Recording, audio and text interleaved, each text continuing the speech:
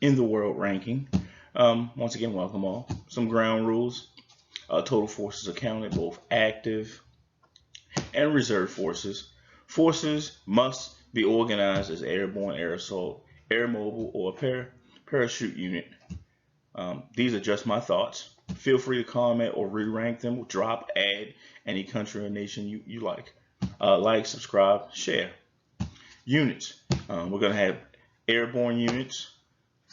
Those are basically forces that are airdropped into combat using parachutes mostly.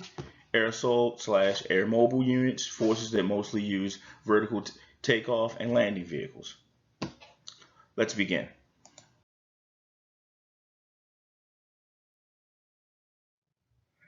At number 10, the nation of Egypt. I've got about 9,000 total forces.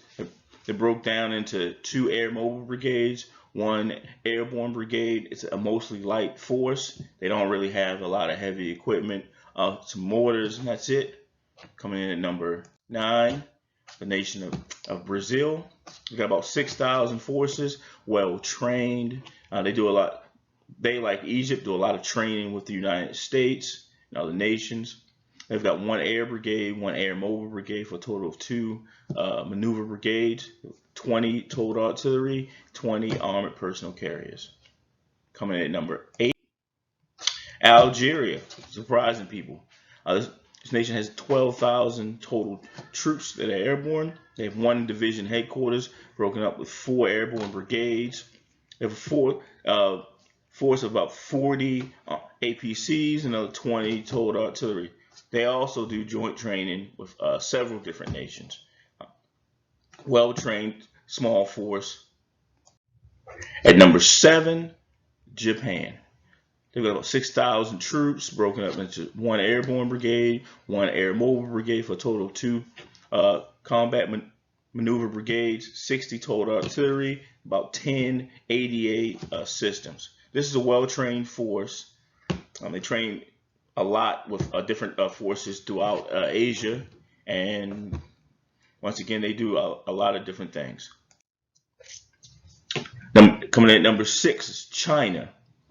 A force of about 8,000 soldiers, broken up into 2 air assault brigades, 200, a mixture of 200 infantry fighting vehicles and armored personnel carriers with about 40 total artillery. This force is actually expanding their capabilities, and in the near future will expand, likely grow to a division and maybe even a corps, with an eye towards, you guessed it, Taiwan and Japan. At number 5, surprise people, the Ukraine. This force actually has a lot of experience fighting and the conflicts currently going on in eastern Ukraine. They've also, which is mixed in with some Russian forces, which is giving these guys a great experience. They broke up about 10,000 soldiers, 1 airborne brigade, 4 air mobile brigades for a total of 5 maneuver brigades. They have about 75 infantry fighting vehicles, 180 armored personnel carriers, about 54 total artillery. Like I said, this is an experienced force. They are trained in airborne operations. They really haven't had a chance to actually do any airborne operations. They have done some air mobile operations against the rebels in eastern Ukraine. Like I said, this is a well-trained, experienced force that's only going to get better now that they're actually training with NATO forces. Coming in at number 4, Israel. They got a total of 14,000 troops. They've got 1 airborne division headquarters, 5 airborne brigades. It's a lightly armed force, well trained. The majority of this is a reserve force, but they're all well trained. They have a lot of experience in doing smaller and even larger operations. They have about 20 total artillery pieces. Next up at number 3, NATO. This is NATO without the United States or Turkey. They've got a total of 42,000 troops that are part of it. 1 airborne division, 6 airborne brigades, 4 air mobile brigades, 3 air assault brigades for a total of 13 total maneuver brigades. They've got 1 combat aviation brigade, with about 70 attack helicopters and 120 field artillery pieces. It's a light force spread out throughout Europe. All these are usually the elite soldiers in their nation's thing. They do a lot of joint training together. They do a lot of training. This is a well-trained, well-equipped, well-led force. Coming number 2, Russia. They've got 45,000 troops in there, broken up into 3 airborne division headquarters, 1 air assault division headquarters, 7 airborne brigades, 5 air assault brigades for a total of 12 maneuver brigades. They've got 4 field artillery brigades, 4 ADA brigades for a total of 8 support brigades. They've got 60 capable tanks, give or take, 1,400 infantry fighting vehicles, another 700, almost 780 APCs for a total of almost 2,200 armored vehicles. They have about 150 total pieces of artillery and 180 ADA. It's well trained. These are considered the elite conventional forces of the Federated Russian Armed Forces, for their ground forces anyway. They've got a lot of experience. They were used in the Crimea. They've got in the Georgian War. They've got a lot of experience. This is a well-equipped, well-trained, well-led force. I almost ranked them number 1. Thing that held them back: logistics and enabler units.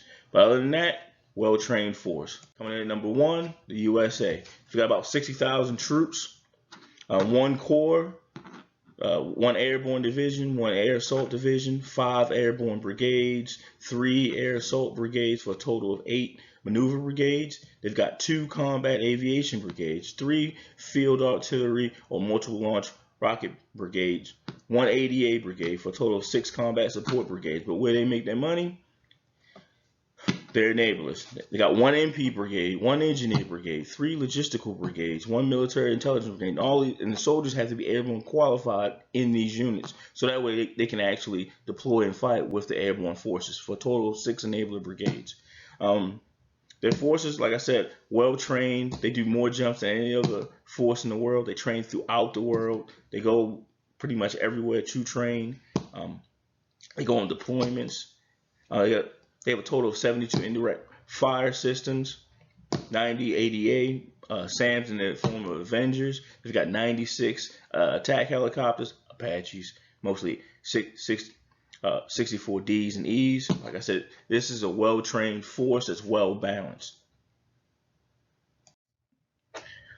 I'd like to thank you for watching. Like, subscribe, Army Life Old Man Fat Boy style. The references I used: James Military Capability Modules. Like I've said in all the videos, I think this is the best reference for not only order of battle, but also equipment and training for each nation. They update it weekly. Some countries, smaller countries, monthly. A year's subscription, depending on the size of the nation's military, can run anywhere from $600 to $1,200 for a country like China. If you want every nation and major military force, non-conventional military force in the world, it'll run you about $18,000 for a year's subscription. Like I said, but it's probably the best military reference source that you can get. Next up, the International Institute for Strategic Studies. I use their military balance yearbooks 2018, 2019, 2020.